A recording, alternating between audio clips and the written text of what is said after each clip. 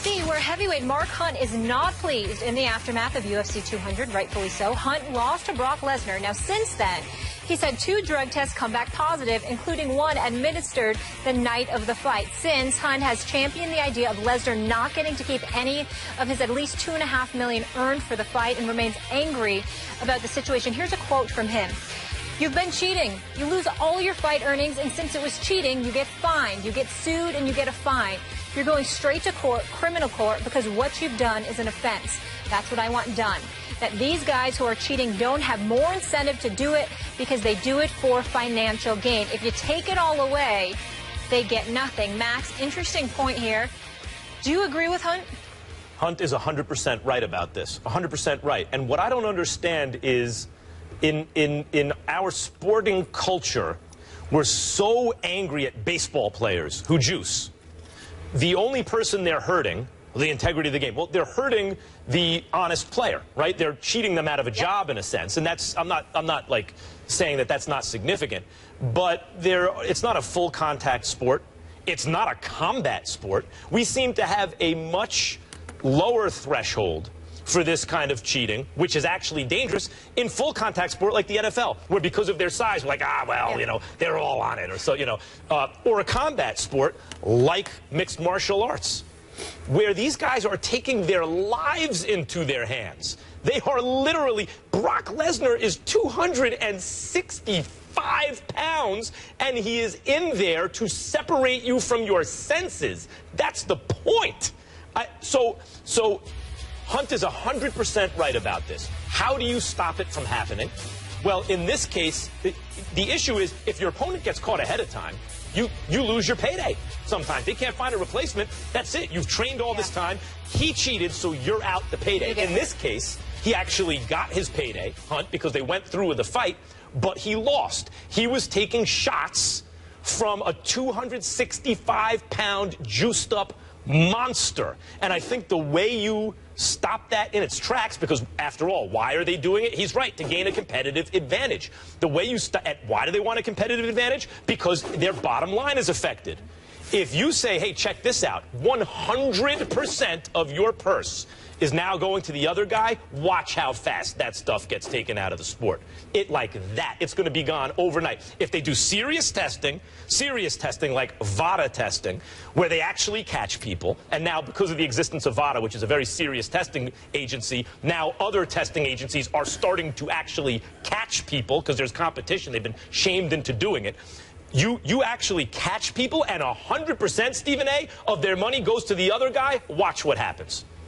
Well, first of all, for the purposes of this show, obviously it's good for us to disagree because it is a debate show and we embrace debate. That's what we do. But there's certain situations that it's not about that at all. It's just about, you know, listen, you got to come to an agreement on something sometimes. And this is clearly one of those situations where we completely agree. I completely agree with Mark Hunt, particularly in a pugilistic sport.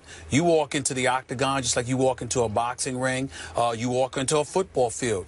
Your life is in danger. It's that violent. And so when you look at it from that perspective, anything that buffers you, that strengthens you, that gives you an unfair competitive physical advantage is something that simply can't be tolerated because, again, you have the license to assault another human being. Yeah. You can almost make the argument that rather than just confiscating 100% of one's salary, somebody should be arrested if found cheating, simply because you're endangering the life of another human being by doing so. That's how serious that it is. And it also makes you look at Major League Baseball, but in a split kind of way, in a dual kind of way. On one hand, you know, it makes you look at them and say the rapt attention we pay to the attention that has been brought to that sport due to PED use seems somewhat ridiculous when you're not harming anybody. You're just padding and buffering numbers. But on the other hand, you also say to yourself, that damn Players Association for the MLB does a hell of a job, because the way former Commissioner Bud Selig was fixated on eradicating PEDs from the sport, one would surmise that he would have been someone in complete favoring of confiscating 100% of one's salary. When Alex Rodriguez ended up getting suspended, and it ended up costing him anywhere from $20 to $40 million, there are people that looked at that and said, Good. He deserves that. The problem was he was in the midst of a contract that still owed him about $100 million. Okay, so it wasn't like he was going to be at the poorhouse anytime soon. And so you look at it from that perspective, and you just say to yourself, listening to Mark Hunt, he makes a point, which is why I brought it up, and I wanted to do this subject. He makes a point not just about the UFC, but about any sport, as it pertains to performance-enhancing use. But I think we're on the same page. Perhaps if you confiscated all their money, right, all their money, you could eradicate this problem. But I think we're on the same page in terms of the difference between the violent sports where you take your life into your hands, on the one hand, a greater moral, a greater ethical, certainly, and also certainly a greater moral infraction than a sport where you are simply, not that this is a small thing, but cheating someone out of a job, essentially. You know, there have been allegations that everyone in track and field, you know, on a certain Olympic team is juicing. Russian. There was, including, listen, I've heard allegations from people in track and field, trainers, that who say there's not even anyone in the competition, period, who's not doing it. And of course, that's bad. It's bad to cheat. However, if you're just running in a straight line, you know, it's a lot different than when you're running in a straight line towards someone else who is running at a straight line toward you, like in football, or when you're a 265-pound beast wailing on somebody in order to win a fight. Or devastating leg kicks to their head. Right. Well, the only other thing I'd like to add to that point, Max and Molly, is this. We constantly talk about the actual athletes. Let's not gloss over ownership and organizations who actually benefit. A lot of people accuse baseball of turning a blind eye and a deaf ear to steroid use until it was brought to the attention of Congress and others, okay? They felt like that because guess what? You know, everybody loved the long ball, as they say, and because of it resurrected the sport of baseball after the cancellation of the World Series in 1994. That's partly why 100%. Mark McGwire and Sammy Sosa was perceived as having a past, because it resurrected the sport of baseball. Well, that means baseball benefited, not just those individuals. So what was the incentive to expose them? If you've got stuff going on in the UFC, I certainly don't want to accuse my man Dana White of anything egregious, because we know that this. I love this man as president of the UFC. I think he's done a phenomenal job.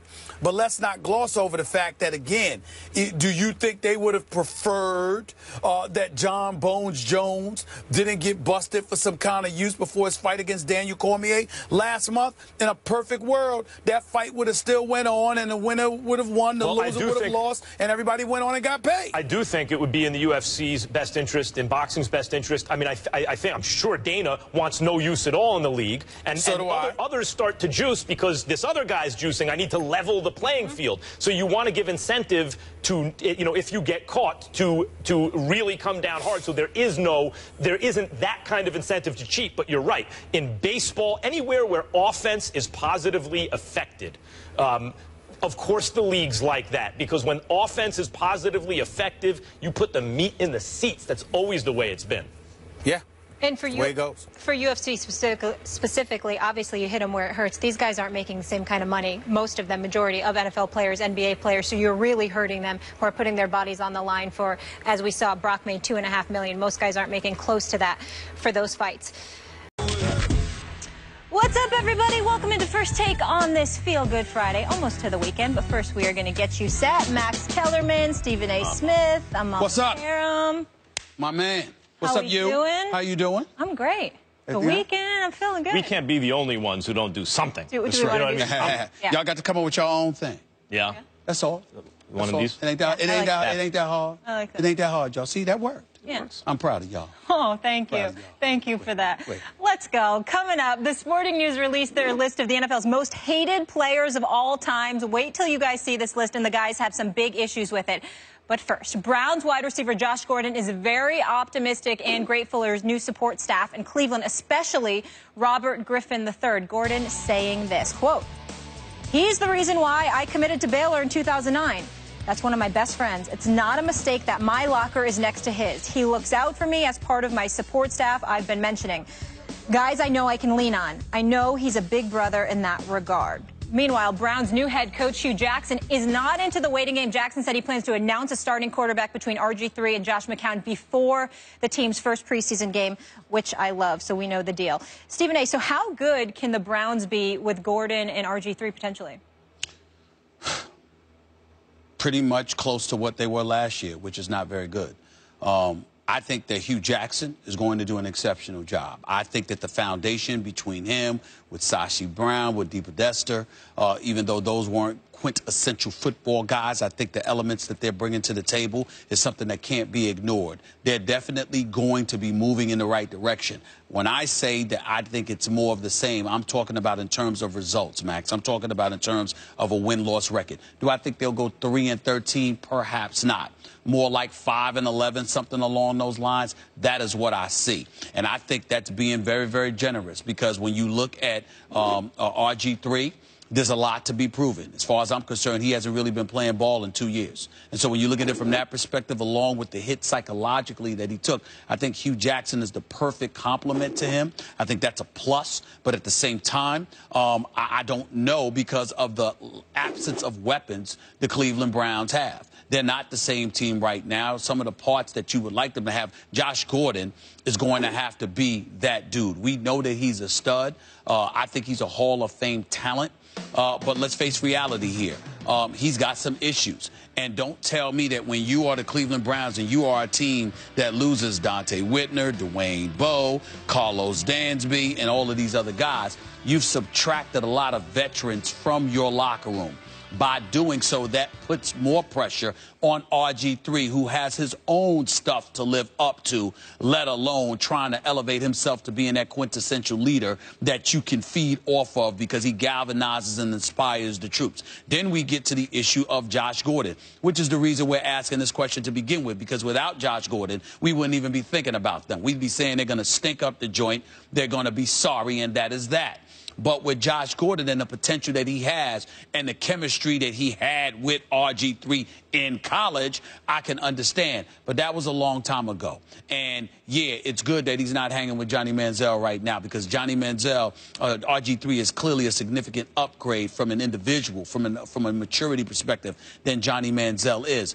But this is the National Football League. This is the NFL, and this is a man's game. And the fact is that before he could think about ingratiating himself with his former collegiate teammate, the bottom line is simple. You got to ball, and you got to stay clean. And I think that's a lot to put on the shoulders of RG3 when it comes to Josh Gordon.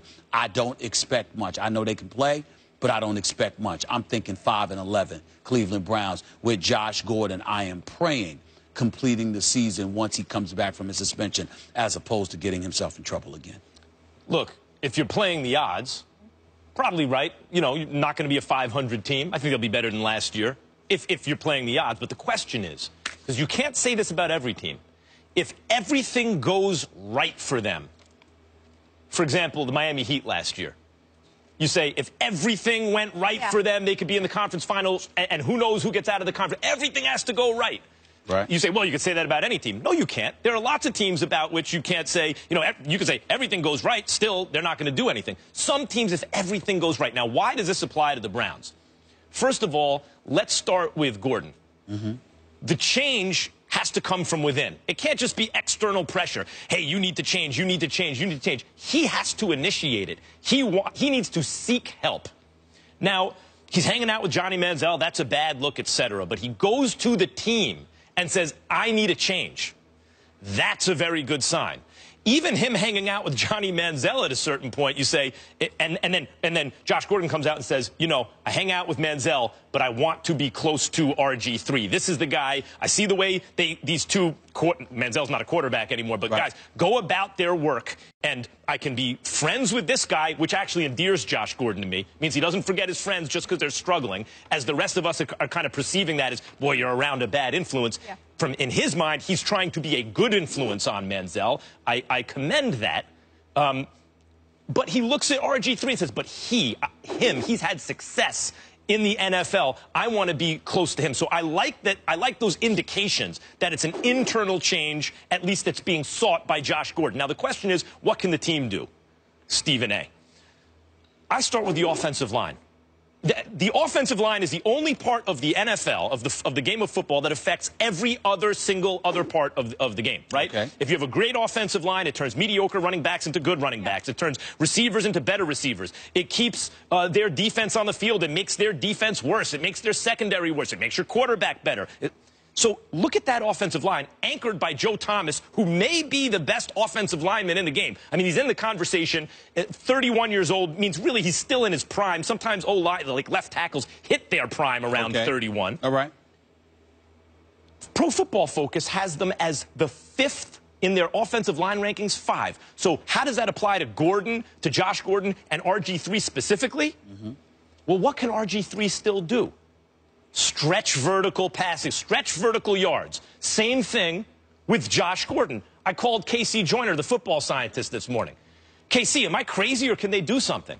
He said, Max, I think if they stay healthy, they have a chance to be a top 5 stretch vertical quarterback receiver combination. You put a top 5 stretch vertical quarterback receiver combination on a team with an offensive line that's in the top 5. Don't tell me they can't make the playoffs, because they can. Well, you're blowing me away with this, because I'm not even thinking about Josh Gordon when you say something like that. I'm not thinking about him because I'm thinking about his talent, and I know that it's there. Can he get, if he's on a football field, can he get open against other corners in this game? Of course he can. He's Josh Gordon.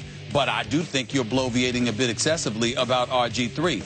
What the hell is this? I mean, you're acting like RG3 is fresh off of a good season, and it's just that the team is suspect. So because of that, along with Josh Gordon, we've got a reason to be suspect about them. We have a reason to be suspect about RG3. Now, I will confess that I do believe he's taken too many hits from the standpoint of a personal level, where people are attacking him like he was a criminal or a drug addict or something. That's not RG3. RG3 is a good dude in terms of that. Being mature enough, know how to conduct himself, doesn't get in any kind of trouble or anything like that. Parents, military, like all that kind of discipline stuff. He's to be commended for all of that. But RG3, the quarterback, remember, he was a running quarterback when he came into the league and was phenomenal as a rookie, scaring the daylights out of you as a Giants fan, no question. But then after that, he goes into Mike Shanahan's office. He determines that he wants to be a pocket passer. He doesn't want to go out there and use his mobility, his legs, his athleticism to make things happen. And he was a bit suspect. Now, we didn't like the extreme measures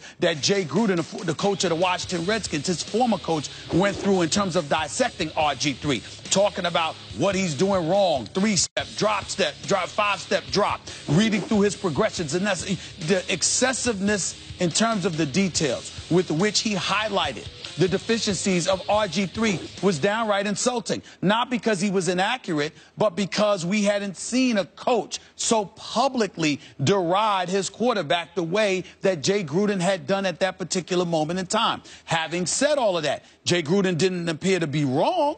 The things that he was saying about RG3 appeared to be at least somewhat accurate. And so when you take that into consideration, I'm saying you go to Cleveland, and I said this, Max, before they acquired him and when they acquired him. Here's my thing about Cleveland. City's great.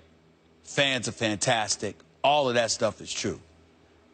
That cold weather coming off of Lake Erie, bro. My man, let me tell you, you call me whatever you want. Let me tell you something right now. I still have a hard time talking to LeBron. I still have a hard time saying anything to him other than hi and bye, because he left South Beach for this, for Cleveland. And that weather. Listen, you could say it's different, but that wind and that cold coming off of Lake Erie, right, and the football field, at least the Q, the Quickens Loans Arena, is downtown. I mean, Lake Erie is right on the stadium is right on the water. I mean, it's coming fresh off you. I'm just saying. Sometimes that's a good thing. Listen, I'm saying to you, not for RG3, the quarterback. Listen, sometimes I see these warm weather teams like the Chargers. I'm like, come playoff time, they're at a disadvantage. They don't have to deal with the elements. And that kind of like lack of adaptation to the elements maybe sometimes hurts them when they do have to adapt. I feel you on that for most. But I'm saying for an unproven pocket passer, I want to talk about RG3, that's my concern. Go ahead. I want to talk about that. You're right. RG3 scared the hell out of me when he was a rookie. In fact, as a Giants fan, I didn't think very much of Washington as a team. But he was the most feared player for me as a Giants fan watching those games. I didn't fear any player in the NFL as much, forget about more, as I feared RG3 as a rookie. He was completely unstoppable. Now, he's not that same guy anymore. Injuries, lost half a step, and it's gotten into his head. And maybe you're right, maybe he went too far in the other direction and wants to be something that, he doesn't use all his weapons, or he's somehow caught in between. Whatever it is psychologically with him. The question with RG3, it's not like a guy there. previous, would-be hero, Johnny Manziel, where we'd never seen him do it on an NFL level. We just didn't know if it was there. We suspected it might be, but we didn't know. RG3 has already done it on an NFL level like very few have ever done it out the gate. I mean, he was already an excellent NFL quarterback as a rookie. Can I interject? So it's in there somewhere. Let me interject before I let you go on to tell you why I disagree with that point. I believe that RG3, the rookie, is entirely different than the RG3 who's gone 5-15 over a 2-year period as a starter before being benched last year. I think you combine that with them sitting him on the bench, not even allowing him to wear a uniform, okay, because they didn't want to put themselves in a position where he could get hurt and they'd have to pay him and all of this other stuff. That RG3 you're talking about is 3 years ago. The RG3 that has existed in the NFL since is an entirely different individual. Right. Go ahead. Agreed. No question. And that's why I'm saying the odds are they're not going to be 500. I think they'll be better than last year. I think you think that too. But they have a chance to be good. They have a chance to compete for the playoffs. And you bring up, Mike, you bring up the fact that as a rookie he's good. It has been several years already. Okay. He's not the same.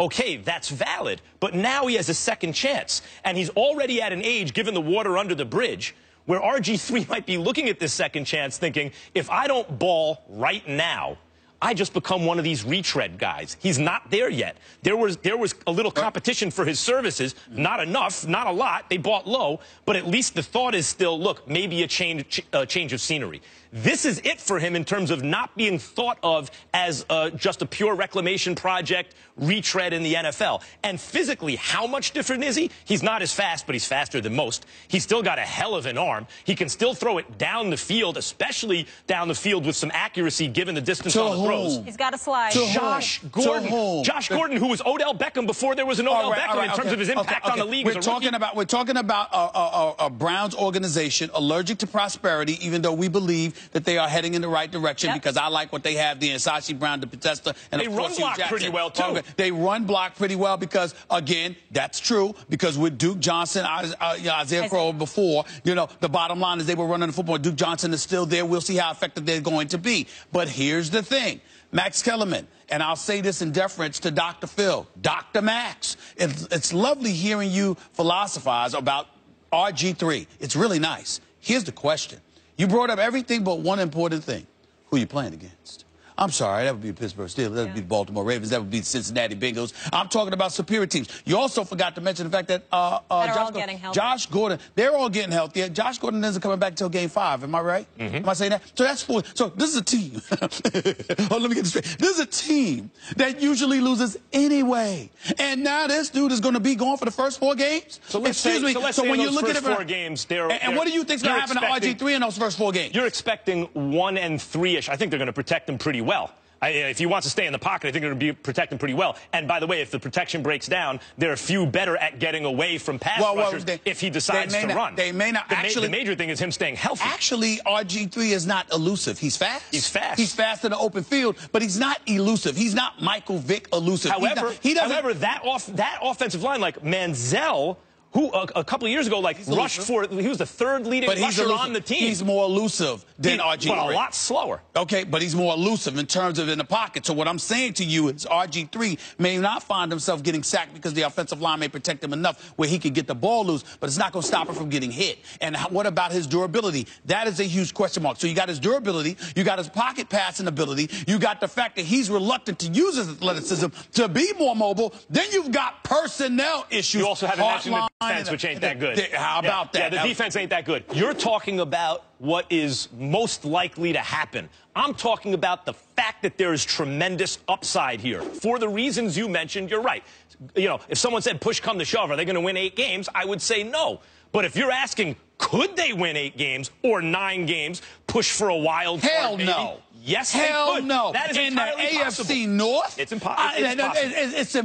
I'm going to use the word impossible. There is no way. I put myself Don't sleep on a team with a good coach, an excellent offensive line, and a vertical stretch passing threat. Listen. The third point that you made is what I find highly questionable. Do I believe Hugh Jackson's a good coach? You're damn right I do. Didn't stop Oakland from going 8-8, and they were better than the Cleveland Browns. Browns team he has right now. That offensive line, obviously, it's good. But I recall a team with an elite offensive line in the Dallas Cowboys. How did they do last year? Don't get me started. Philadelphia Eagles had a decent offensive line. How did they do last year? Top five, maybe. Let me tell you, I'm just saying, there are plenty of teams with good offensive line, but what happened to them? So don't give me that. Oh, and then a vertical passing game. You're acting like it's a given. No, it's I'm saying there's a chance. There's a chance they could make a splash. Oh, stop it. There was a chance. There was a chance the Heat could have gotten North. out of the Eastern Conference last year. Everything had to go right, but there was a chance. Can't say that about everyone. Man, there's a chance my head. I didn't know this was highly questionable. There's a chance my headline will grow about 3 inches forward. I doubt it. It's going to happen. Happened to LeBron. It happened to you. It happened to LeBron. There's a chance. There's a chance.